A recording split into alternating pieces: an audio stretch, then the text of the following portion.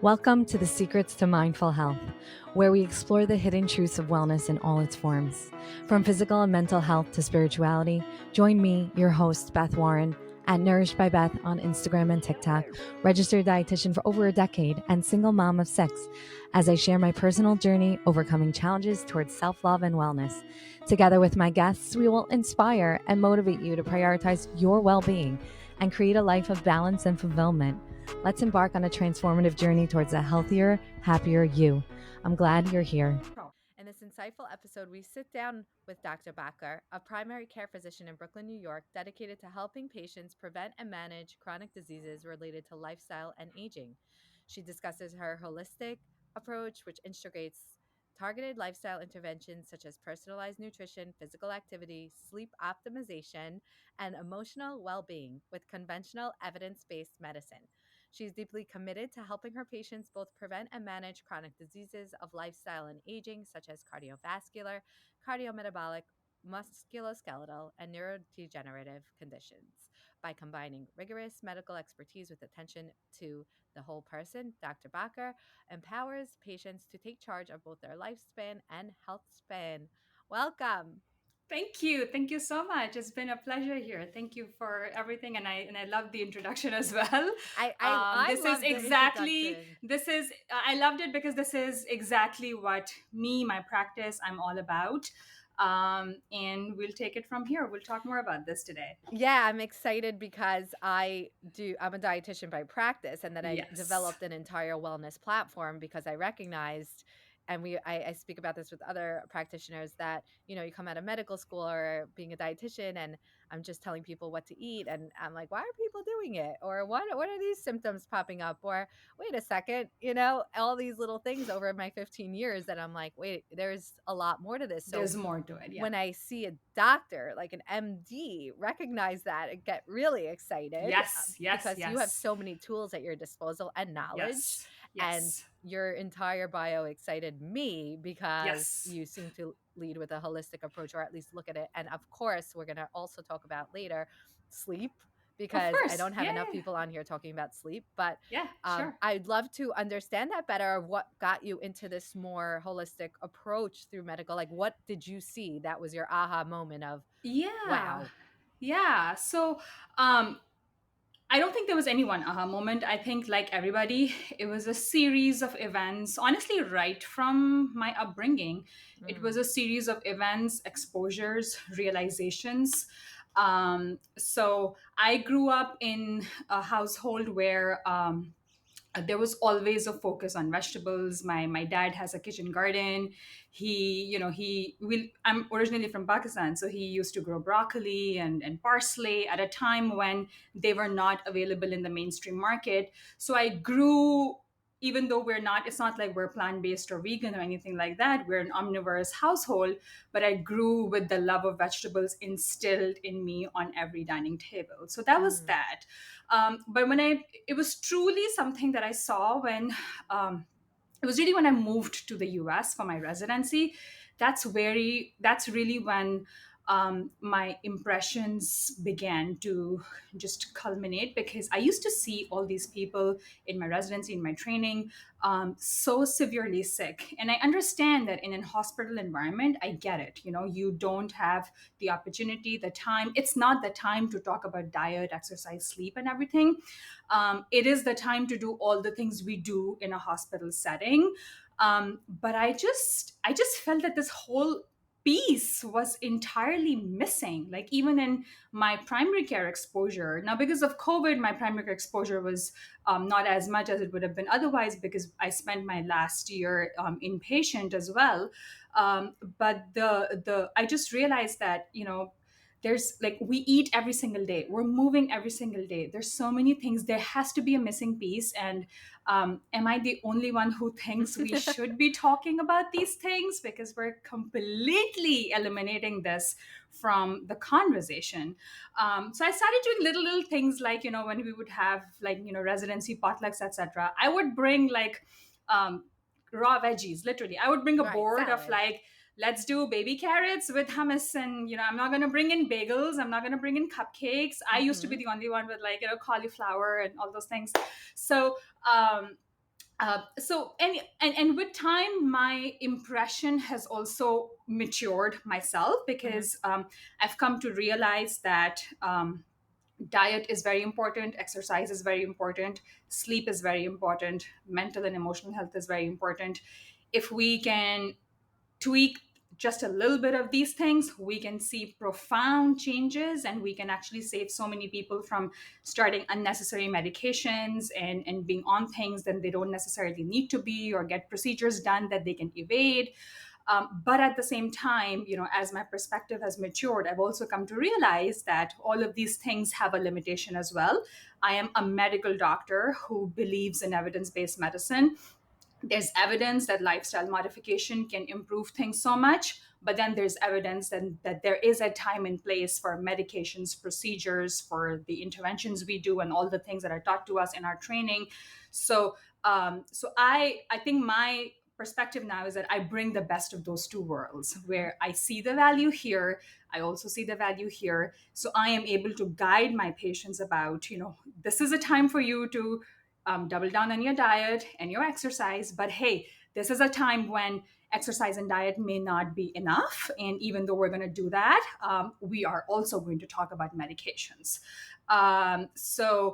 It's just fundamental to me, right? Like, these are fundamental pillars of health. How can you talk about disease management or Hmm. prevention without talking about these things, and then Right. slowly implementing them in my own life? Hmm. Thankfully, I never went through, I've never had any major disease, or I've been very blessed that way.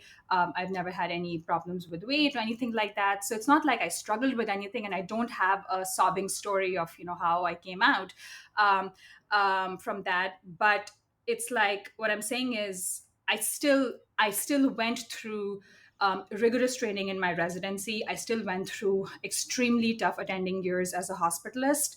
I have gone through burnout. I have gone through times where I've Hmm. lost weight because I wasn't taking care of myself. I've gone through erratic sleep cycles for a whole stretch of like 4 to 7 years. And even though, thankfully, I went through the COVID epidemic. I was in New York. I was the frontline healthcare worker.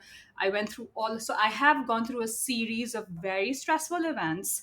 And a time came when I realized that, okay, I need to be very proactive about taking care of myself. Thankfully, I haven't suffered anything major, but if I don't proactively take care of myself, this is not going to be sustainable. And if I want to take care of my patients and give them my best, I have to give myself my best as well. I deserve the care I want to provide to my patients as Right. well. And this is the type of mindset that I encourage my patients to instill in them as well. You take care of so many moms, right? Hmm. Moms cannot fill their cups of their kids if they're not filling their own cups. Yes, Right. it's easier said than done, but you talk about this all the time. I've seen your content. You cannot do this. So I think fundamentally, before talking about diet, exercise, this realization Hmm. that I deserve to proactively take care of myself, and it's not selfish. I shouldn't be guilty about it. It's because when my cup is filled, only then can I overflow and fill other people's Yeah. cups. It's because it has Um, to be such an intense commitment to yourself and passion. Like, you have to Intense feel it commitment. Agreed. so strong, It because has to be. Agreed. otherwise it has to be No, like no, non-negotiable. And I'm very much absolutely. into language, even how my clients in my nutrition practice speak to themselves. I actually correct language all the time. I think the way we speak to ourselves or Agreed. is very 100%. important. So even when people are 100%. coming from diet mentality and saying, I cheated, restricted. No, I was like, by the way, No. you're binging because you keep talking like that. So let's stop that, right? But even when it comes to this client recently, was we're trying to get an exercise. I tell people to work in exercise, not because quote unquote you need it to lose weight, but you need it in life and you need it to maintain and you need it in everything else. So you might as well work on it when you're most motivated. And when you're Absolutely. most motivated is when people first walk in and say, okay, I really want to do this. So, okay, so then throw everything at the kitchen sink, get your sleep in order, because you Exactly. know what? When you start to like fizzle out, because that's natural, you're not going to then do something that was hard for you to always do. To So begin with. Yeah. this woman was saying, okay, and we're a few weeks in now. I said, okay, now we're going to incorporate the exercise, like every week we were talking about it, but I said, now you got to do it. You just have to do it, Absolutely. and she was Absolutely. like, yeah, I know, I maybe need to do it. I'm going to try to I said, no, you need to say, I'm going. to do it. Beth, I correct my patients with this. They say try so many times, and it makes me realize maybe I've said this in the past too, because we learn from each other subconsciously, right? I said, no, don't say try. Just say I'm going to do it. And I'm not asking you to go start with like a 60-minute intense workout in the Right, gym. exactly. Can you start with 5 minutes at home of something that's maybe body weight, right? But just say I'm going to do it. Don't say I'm going to try, because when we say try, that commitment needed to take care of yourself, it's not there. And then try, most often maybe you'll try 2 3 times. You're not going to keep trying for the rest of your life. Yeah. To actually do it for the rest of your life, you have to say, no, I'm going to do it no matter whatever I can manage. I'll do it. Yeah, I think you hit on another great point with that. You're right. I think the reason why people say they try is because in their mind, the definition of what they're supposed to do, quote unquote, is Is, too overwhelming. yeah, When you said this as you started speaking, it has to be just a touch of just a touch. something in all these Agreed. areas. And I would just add Agreed. consistently. It has to be Agreed. a touch A consistently. touch. So I show, you said you saw my Instagram, so everyone here knows, but mine's at Nourished by Beth. And I'm a little, I have a lot going on in my life. So my level of intensity that I need is very high. So I love to be athletic. So yes, I share my boxing and I share my hot yoga and I share my whatever, but I'm always clear to tell people, you do not need to be me. You need to just walk Yeah. 30 minutes Yeah. a day, whatever it Yeah. is. What Yeah. and even that, it's whatever you can commit to, because the commitment of consistency is more important Is than way anything. more than perfection. My Absolutely. most Absolutely. healthiest clients that came to me the first time, I love speaking to seniors who come to me because they might have a blip in something new. Oh, my blood sugar is high and they're in their 70s, or and they're very afraid because they lived such a healthy lifestyle that this is so foreign to them. And I'm saying it with a smile because I think it's cute. I'm like, you made it to the 70s with nothing, and now their blood pressure is high, whatever the situation. And I ask them, I turn the table, I say, how did you stay so healthy Yeah. for 70 years? And you know Yeah. what they all consistently say? Mm-hmm. They say, I walk Walk. every day, Exactly. rain or shine. Exactly. They're still walking. This one man, Exactly. 3 miles, no matter what. I had Exactly. to give him electrolyte water because he was walking in such extreme heats in the summer, because that's how committed he is. We fixed something else that was going on, but they're all just Yeah. walk. Exactly. Just do something, right? And then I am all about optimization, right? So yes, we will talk about, okay, what else can I do, and like how else can I taper, how else can I tweak this, and how else can I improve on it. We will talk about that. I keep doing that for my own self as well. We'll talk about that. There'll be a time that comes for it. But don't let that mountain of like perfection and how it should look Mm-hmm. like and what the studies show, yes, they're right, and I'm actually very clear to my patients that if you keep following me, I will push you to move more. I will push you to lift weights. I will push you to do all those things. But that's for future. Forget about it right now. Today, as of today, give me one thing you're going to commit to for the next 2 weeks. And then maybe let's have Yeah. a video visit or something and let me know how that went. That's it, just one layer at a time. Because if so many things are not working, I also feel that people, when they say, oh, if I can't do 100, then I'm just going to do zero. Yeah. No, if you can't do 100, can you do five? Can you do 10? Yeah. And the And that answer it's is effective. yes. And it's effective. And the answer is yes, it will improve things. And you keep going there. And then you decide if you want to move forward. For many people, actually, that's how it started with me. Like, I lift weights now, but up until 5 years ago, maybe, I wasn't moving more than walking, maybe some occasional yoga classes. But I started with a commitment of body weight Pilates at home in this apartment on a mat. I said, you know what, let me just try something, because I did want to be regular with it. Like, that's how I developed my own new habit at the age of 30, right? I want to be more regular, but then let's see what's in my reach. So I'm actually curious because I see your lifestyle. You try to practice what you preach. I find that with most like holistic approaches, and I actually say I'm the same way as a dietitian. I'm evidence based practitioner. Um, Yeah, I you know, see I, you, and that was partly why I was very excited to talk to you, because I see that your content resonates with my style as well. Like, I am exactly. such It's a a fan of combo. dietitians, and Like the kind of food you make, I'm like, exactly, guys, learn from this. This is how a plate should look like. Yeah, no, I Learn appreciate from that. that. But then at the same time, over the years, it evolved to being, like I said, more wellness oriented, more about Yeah, like breath work and yeah, and everything. sound baths and all this stuff, because everything affects everything. And for me, food and weight, it was the missing link I saw of why people weren't able to lose and keep it off and all this stuff. So I love that about your approach. At the same time, I'm curious what that translates to inside your practice. Like, what do people come to you with? And then how does it evolve from there to you to figure out all the areas that they need to be working on? Yeah. Um, I think the number one reason people come to me with is I have a relatively new practice. We started just in April. So people are coming to me to establish new care. Many people are coming for their annual physicals. Those are actually more than problems. People want like annual physicals. And however, when I ask them, hey, for annual physical, I have my own set of questions and we'll go through them and maybe something will come up. But then, is there something, anything specific on your mind that you absolutely want us to discuss? And we'll talk about that first because that's going to be part of it. And then we'll, take over my questions. So things are really like, I think one of the, like, people come in with issues like people are not sleeping. So, I mean, you said you want to talk about sleep. I know. the Yeah. Our folks are not sleeping. So sleep is an issue. Fatigue is a big thing that people come to me with. GI disturbances they come to me with. They talk about either many women are coming to me with trying everything but not being able to lose weight. So I just want to make sure medically everything is right. Is there anything more I need to do?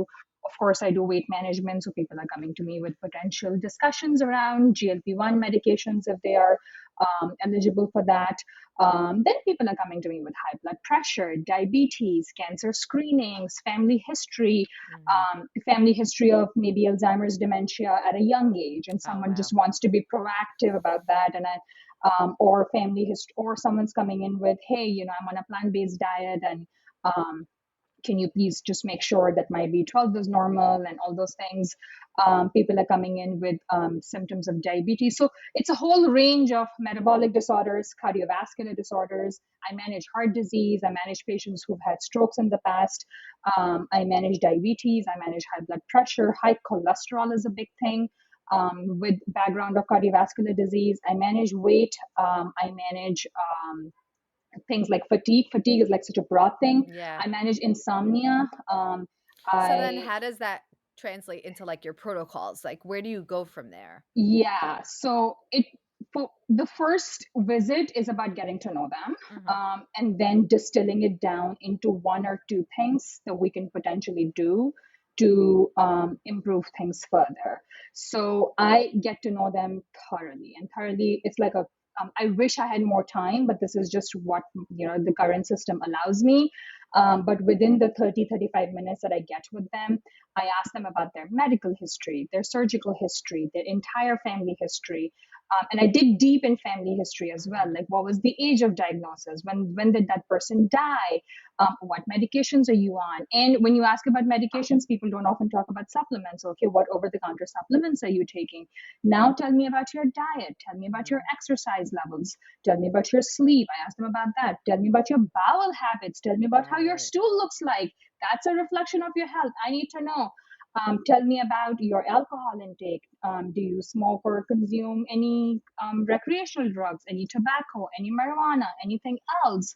What's your partnership? I talk about libido. I talk about sexual dysfunction because I noticed that if I don't prompt people to ask about these things, I think sleep, bowel habits, and sexual dysfunction, these are things that people just, unless it's like very off, people just accept Right. As that as the normal. norm in life, that it'll just be mediocre and that's just how I'm going to live all my life. Yeah. Or So this is how I've what's the always been. what's the point in bringing it up? And like, people who've been together for 25 years, I get to hear from women, oh, but we've been married for 25 years, like what's the point of talking about sex now? I'm like, what are you talking about? What are you talking about? Like, just Oh, because you're married for 25 years, like, let's talk about your libido, let's talk about yeah. vaginal dryness, let's talk about your, for men, I talk about erectile dysfunction. I talk about, so all these, really private things that we try to shut off in the bedroom or in the restroom, these are reflections of our overall health. So Yeah. yes, if your blood pressure is high, and if it's very high, as of today, I will start you on a blood pressure medication. So in that scenario, all of these things, they matter, but as of today, that's where my clarity lies. As of today, you need this blood pressure Right. medication, but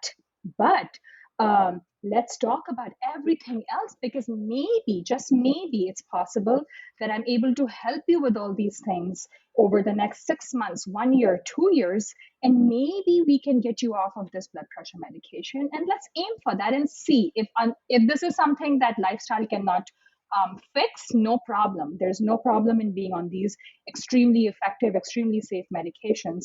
But many of these conditions are lifestyle driven. So Yeah. let's see if, yes, for as of today, your anxiety, your insomnia needs a medication because it's literally disrupting your life. Right. It's And if I ask danger you to zone. fix your sleep, it's not going to happen in 1 week. So I need to give you this medication to have you sleep so you can function tomorrow, right? Right. So that's where the role of medication surgery comes in. But let's work together. And I tell them, because people think, often people think, oh, these are annual visits. I say, yes, these are annual visits. But if we are identifying problems, I'm not going to ask you to come see me next year. No, Right.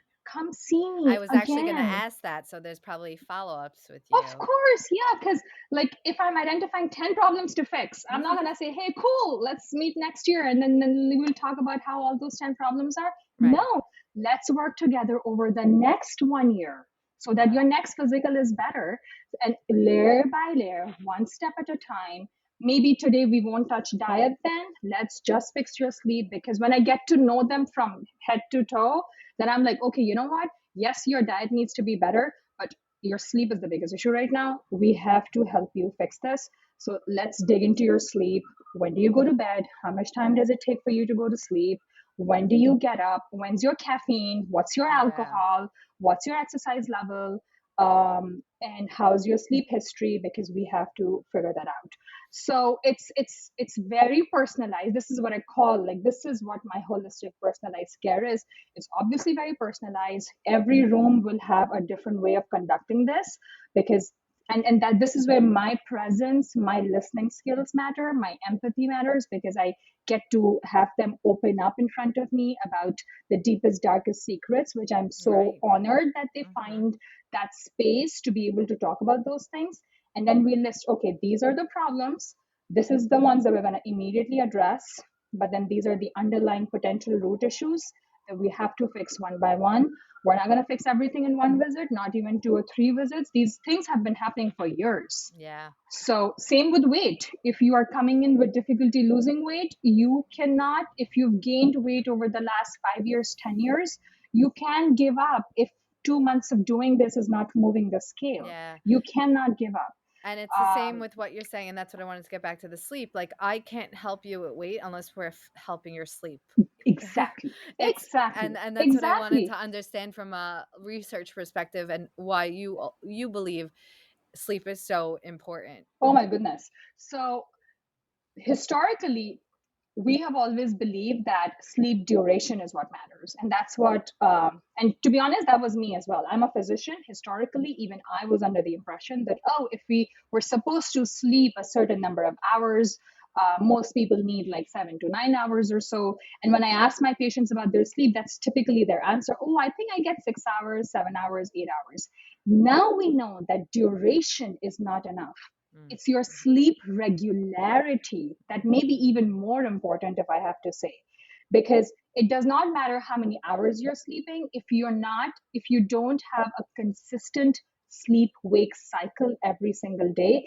And hey, when I say every single day, I don't mean perfection, 100% robot, and you're going to sleep on time and wake up on time every single day. No, weddings will happen, people will have kids, mothers will have their seasons, people will have night duties. Like, I'm a physician, I've had night shifts. Seasons will come. We're talking about the general idea that over a span of 1 year, 80% of the time, are you consistently going to bed at the same time?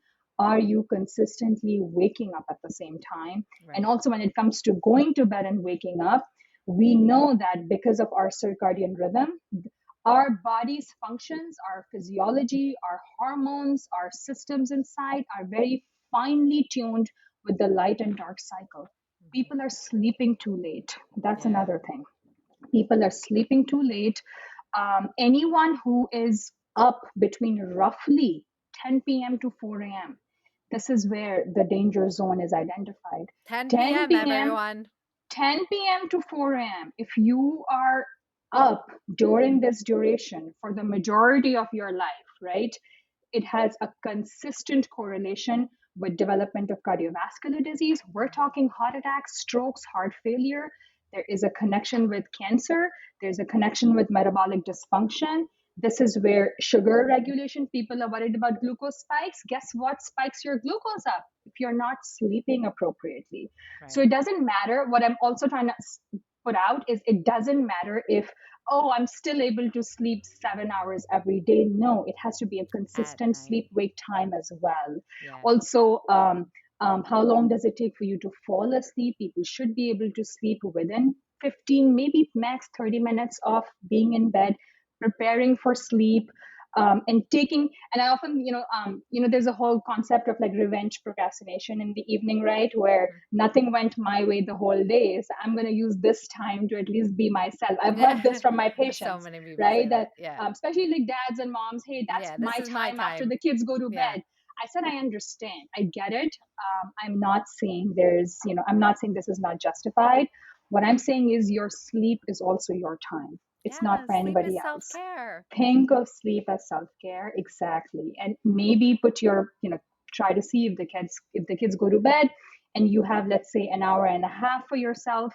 Can you maybe take 1 hour for yourself and 30 minutes at the end start preparing for your sleep? Because if you don't sleep, you work Right. with women who want to lose weight. Weight loss is not going to happen.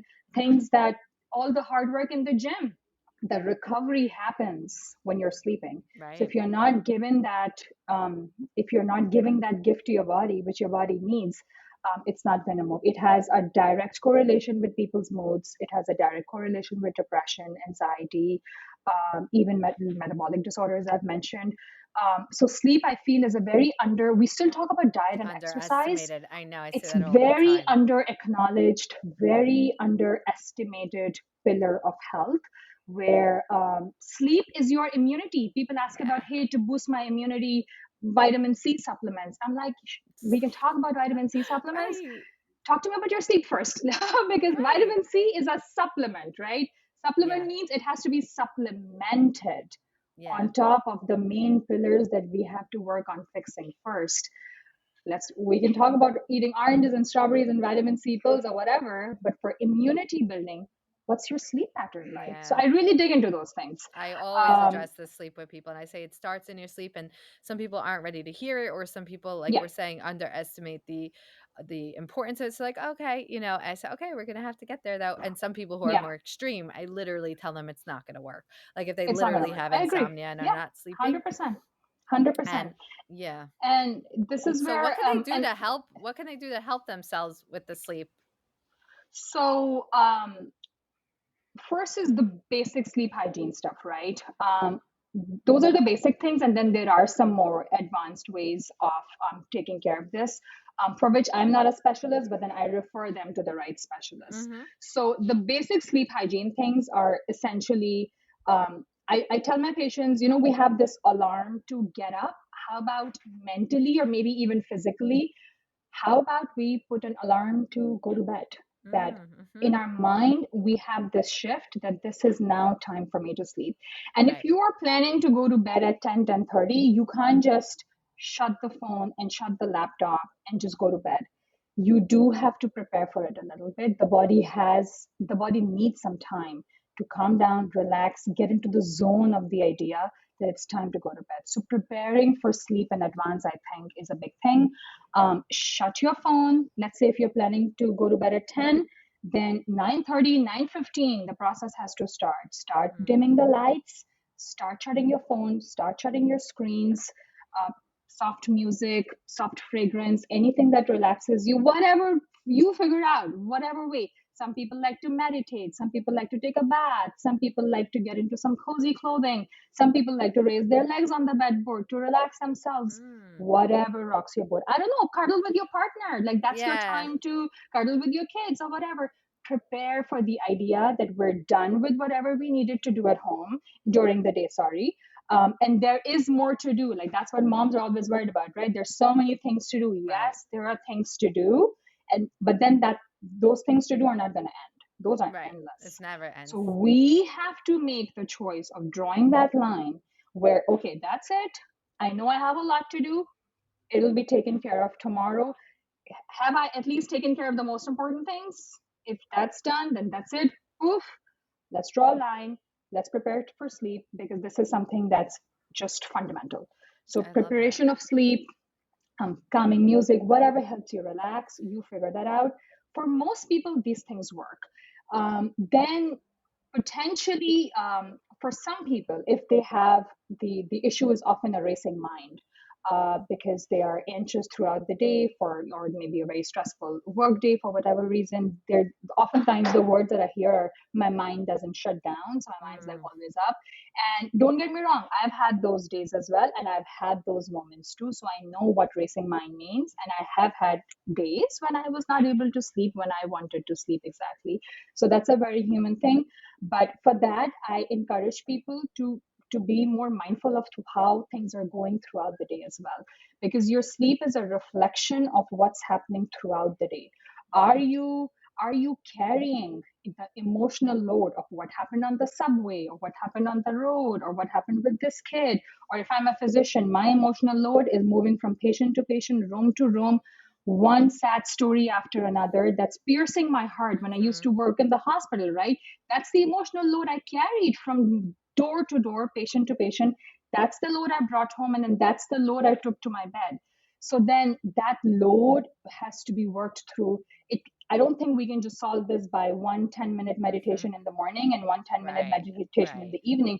You have to learn the art of meditation and practice that meditation throughout. The day. Maybe, for Before you example, enter the room, you have to. before you enter the Yeah. room, like for example, my practice often is like, you I'm not very, of course I'm not saying I'm perfect at it, but roughly every hour or so I take like a 30-second 45-second check-in and be like, okay, what just happened, how am I feeling right now, what's my purpose here, and what am I planning to do next. So like a level of consciousness throughout, where I also describe it as like I drill holes in my body so that if there's an intense emotional load, I want to be sensitive to what's going on. I don't want to be an insensitive person, Right. but I am also trying to have that balance where I have the sensitivity and the empathy, but I'm not absorbing that load as mine to My carry energy. forever and ever and ever, right? So then I get that, but then I let it flow. Then I move to the next room, and whatever works for you.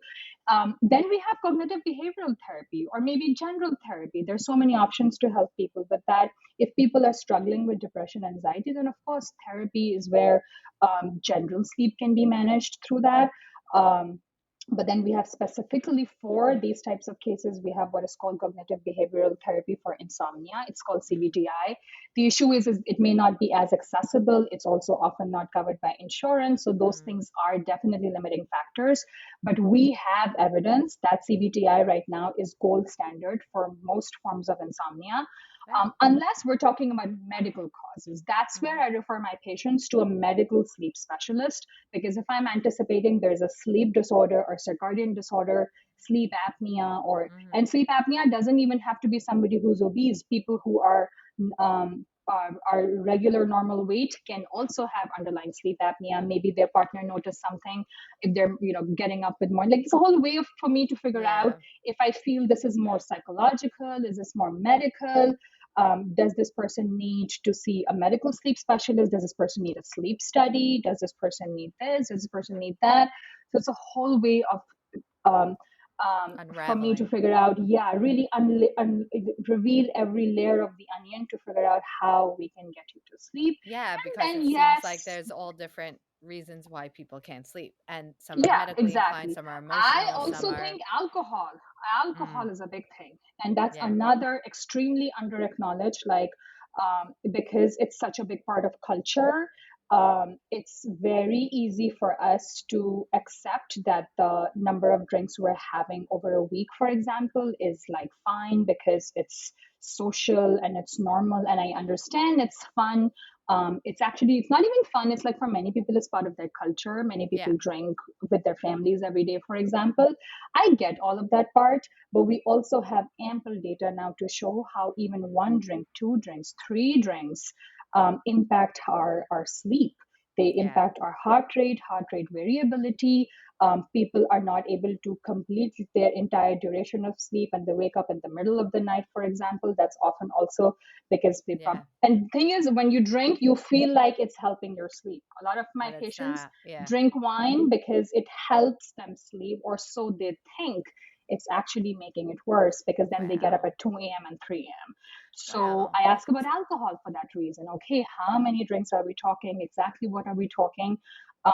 So and it's not just sleep. For alcohol, I remind people, remember, yes, it's part of our culture, but I'm not sure if, I don't know, the healthy guidelines right now are for women less than 7 drinks a week, for men, healthy men, less than 14 drinks a week. But those guidelines don't factor in how it might be affecting each individual exactly. situation. But personally, I don't think exactly. Like you won't die if you have that, maybe if you make good choices, but right? there could be affecting other things. But I want to thank you so much for coming on, because I think what people really need to take away from this is that they need to see you as a doctor, because you can flag a lot of things that they can work on. That's what happens. But you can also treat something in an acute way, like, we need to get you out of this danger zone, but here's what we can do. So it's a mix of both, of you triaging, that. right? Like what needs to be figured out and handled in this moment. And for that, I can't fix your sleep today. You will need this medication and this will save your life, right? So it's that understanding that yes, you need this, but then let's work on the other layers of lifestyle, because for many people, just tweaking a few of these layers, see how things change in 6 months, 1 year. So yeah, that's how I go with them, and we continue to follow up, and we see through progress, obstacles, it's everything. Not just come see me and leave. I love the relationship you build, and that you're really out there to help them, like, never need anything acute. Okay, so how can people follow up with you, and what's your Instagram handle? Yeah, fantastic. So my primary social media presence is on Instagram. I am the handle is Dr. Maryam Bakker, my name. So it's DrMaryam, just one word. That's my handle. That's where my primary social media presence is, and I'm fairly active there, pretty much every other day. But my clinic right now, I am affiliated with Northwell Health. We're in Brooklyn Heights. It's a wonderful neighborhood. And they can find me on ZocDoc, Maryam Bakker MD. That's where they can book their appointments. And I'm so excited to hear in Brooklyn, if they wish to see me, exactly. Yeah, my main practice is there, and I'm gonna come meet you in person. I read about that too. I was like, we're gonna go to some healthy lunch in the area. Let's go. No, of course, exactly. And that's why I was also very excited to see you, because I was like, hey, there's so many common themes here. First of all, I love dietitians, because I tell people dietitians are doing God's work. Because this is the kind of thing that we're not teaching kids how to eat in school. Right. So it's the dietitians who are doing that. Oh, yeah. So that's awesome. But then, and then you're on the East Coast as well. I know. We're going to meet for sure. All right. Well, thanks for coming on. Thank you. Thank you. Don't forget to hit subscribe or follow me on Instagram and TikTok at Nourished by Beth, or listen on Spotify at the Secrets to Mindful Health podcast.